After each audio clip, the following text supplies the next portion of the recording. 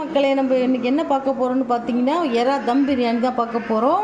நான் அதுக்கு அரிசி நான் வந்து 1 கிலோ அரிசி பாஸ்மதி ரைஸை நான் கழுவி வச்சுருக்கேன். ஊற வைக்கல, நல்லா கழுவி நான் வச்சுருக்கேன். இதில் அடுப்பில் அந்த சாதத்தை வடிக்கிறதுக்கான தண்ணி நான் வச்சுருக்கேன். இந்த தண்ணியில் இப்போ என்ன போட போகிறோன்னு பார்த்தீங்கன்னா, ஒரு 5 கிராம்பு, ஒரு ஸ்டார் பூ, கொஞ்சம் ஜாப்ரி, பட்டை, 4 ஏலக்காய், ஒரு 2 பிரிஞ்சல் கிள்ளி போட்டிருக்கேன். இதெல்லாம் மூடிச்சு இல்லை கொதிக்கட்டும். கொதிச்சோன்னு அப்புறம் பார்க்கலாம். இப்போ பாருங்கள், பிரியாணி தேவையான ஸ்பைசி எல்லாம் போட்டோம். தண்ணி கொதிக்குது. இப்போது நம்ம கழுவி வச்சுருக்கிற அரிசியை பாஸ்மதி ரைஸ் அதில் போட்டுருவோம்.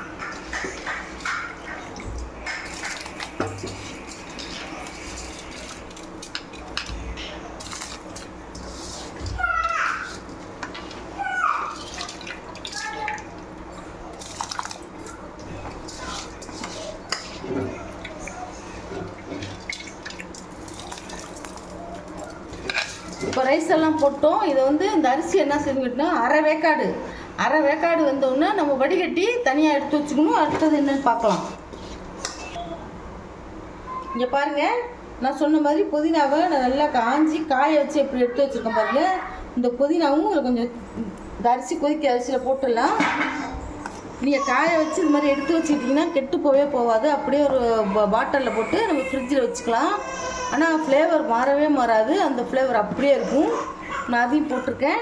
அரிசி வந்து ஒரு அரை வேக்காடாக வந்தோடனே நம்ம வடிகட்டி வச்சிடலாம். அதுக்கப்புறம் என்னென்னு பார்ப்போம். பாருங்கள், வடிகட்டியாச்சு.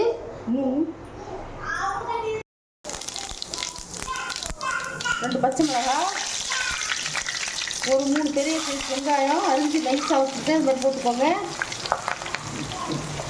நான் 1 கிலோ பிரியாணி தேவையான கிரேவி தான் செய்ய போகிறேன்.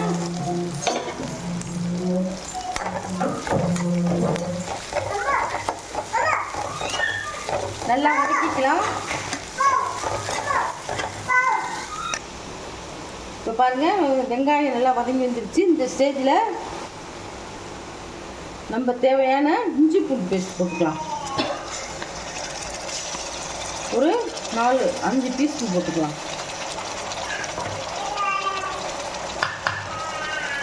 அதையும் போட்டு நல்லா வதக்கிக்கலாம். பச்சை வாசனை போகிற அளவுக்கு நல்லா வதக்கிப்போம்.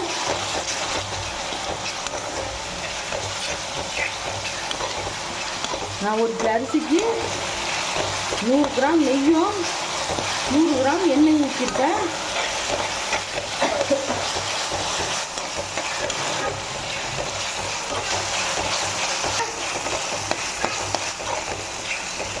இஞ்சி பூண்டு பேஸ்ட்டு எல்லாம் பச்சை வாசனை போயிடுச்சு. இப்போது நான் 1 கிலோவுக்கு 4 தக்காளியை பேஸ்ட்டு அரைச்சி வச்சுருக்கேன். அதையும் போட்டுக்கலாம். இப்போது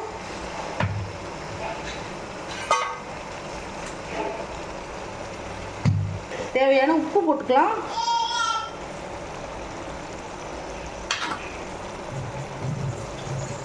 தக்காளி சீக்கிரம் வதங்கும், நல்லா மசிஞ்சு வரும். அதுக்கு தான் இப்போ உப்பு போட்டுக்கணும். நம்ம தேவையான உப்பு போட்டுட்டோம். இப்போ நல்லா இதையும் வதக்கணும்.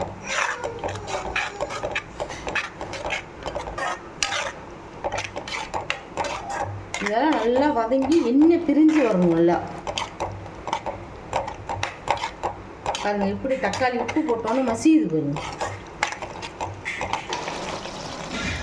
நம்ம காரம் சில்லி பவுடர் கம்மியாக போட்டு குட்டீஸ்லாம் சாப்பிட மாட்டாங்க. நான் அரை டீஸ்பூன் சில்லி பவுடர் போடுறேன். 1 ஸ்பூன் மல்லி பவுடர் போடுறேன்.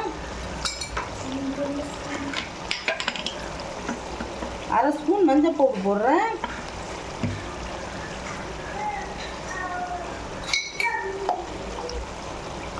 அரை ஸ்பூன் ஜீரகப்பொடி போடுறேன்.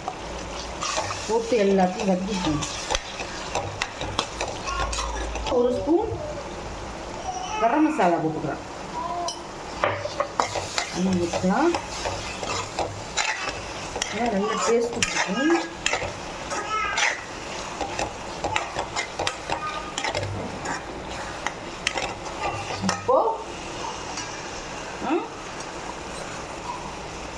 1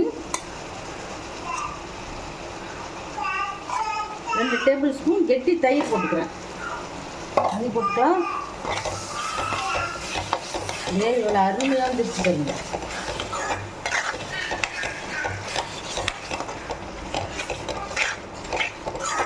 இதே மாதிரி நீங்களும் இந்த மெத்தடில் செஞ்சு பாருங்கள். சூப்பரான காரம் மட்டும் பார்த்து போட்டுக்கோங்க. யாருக்குமே காரமாக இருந்தால் பிடிக்காது.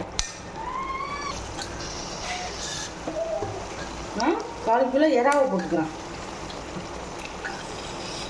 சூப்பராக இருக்கும். புளிஞ்சிட்டு போடுங்க. இறாவை தண்ணியாக இல்லாமல் புளிஞ்சிட்டு போடுங்க. நம்ம அதையும் போட்டு இதை வதக்கிக்கிறோம். ஏன்னா தம் பிரியாணிங்கிறதுனால நம்ம இதில் போட்டு எல்லாத்தையும் வேக வச்சு வதக்கிக்கிறோம். இறா வேகணும்ல. சாதா பிரியாணினா நம்ம அப்படியே அள்ளி போட்டுடலாம். அது ஒரு டேஸ்ட்டாக இருக்கும், இது ஒரு டேஸ்ட்டாக இருக்கும்.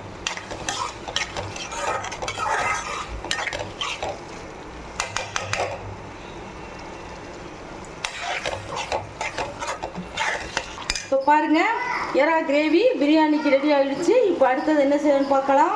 நான் அடுப்பை ஆஃப் பண்ணிடுறேன். கிரேவியை கொஞ்சம் அடியில் போட்டுக்கலாம்.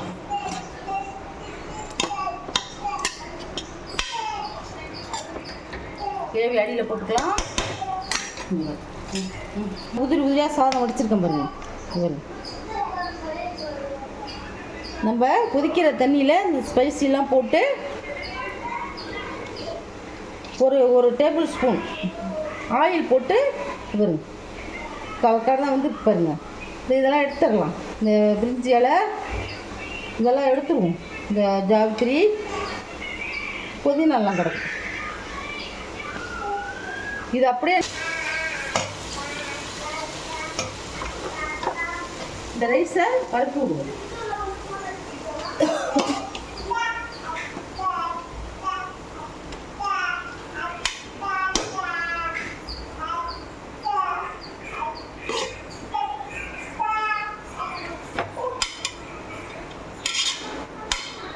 நல்லா ஒத்தாப்பில் பருப்பிடணும்.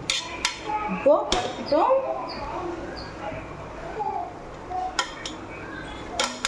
இப்போ அடுத்தது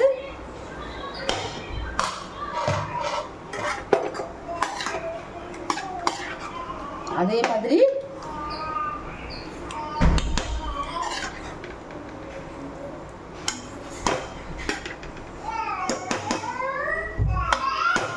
அது மேலே இறா கிரேவி வச்சுட்டோம்.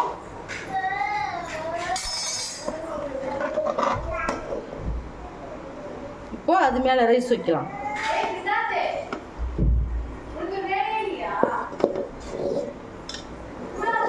எல்லா ரைஸும் வச்சுருவோம்.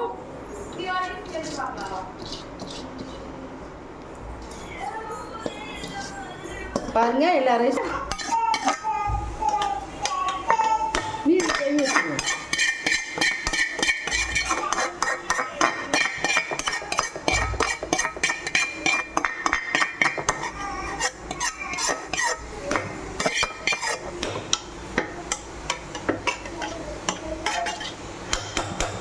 பாருங்க,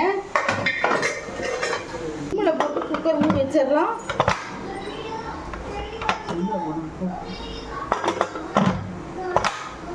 அப்படியே ஒரு 20 நிமிஷம் இருக்கட்டும். பாருங்க, தம் பிரியாணி போட்டு நம்ம இறக்கிட்டோம். இப்போ என்ன செய்யணும் பார்த்தீங்கன்னா, இது அப்படியே எடுத்து வைக்க வேண்டியதுதான். இங்கே பாருங்க,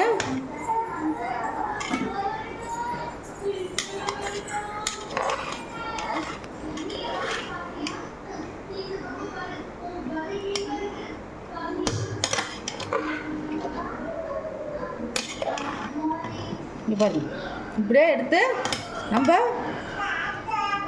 இதுக்கு சைட் டிஷ் வச்சு சாப்பிட வேண்டியதுதான். இந்த மாதிரி நீங்களும் செஞ்சு பாருங்கள், எப்படி இருக்குன்னு சொல்லுங்கள். இந்த ரெசிபி உங்களுக்கு பிடிச்சிருந்ததுன்னா எங்கள் சேனலை ஷேர் பண்ணுங்கள், லைக் பண்ணுங்கள், சப்ஸ்கிரைப் பண்ணுங்கள். தேங்க்யூ, பாய்.